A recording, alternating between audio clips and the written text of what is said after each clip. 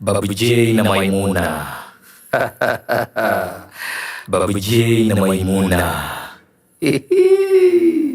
Babu J na Maimuna ndio mpango mzima.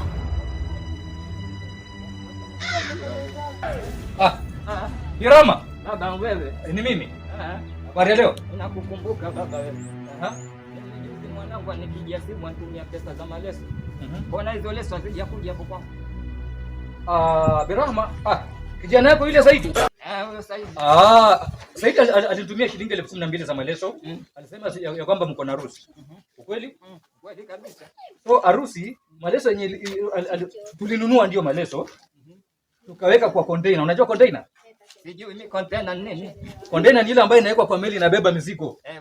Najua sasa hivi. Sasa maleso tulinunua tukaweka kwa container.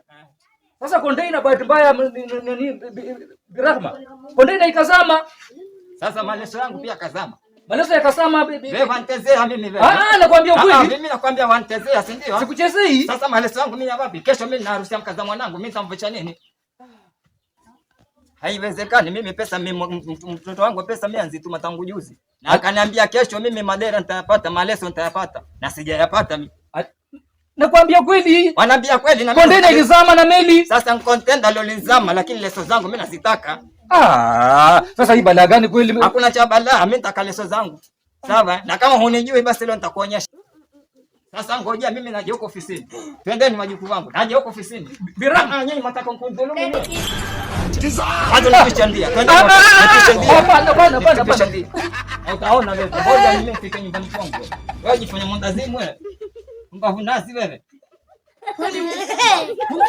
Kijana kinakuwa kimoja simu tena. Funga unayapa ati bandesi za barabara barabarani baharini. Anza wapi barabarani baharini.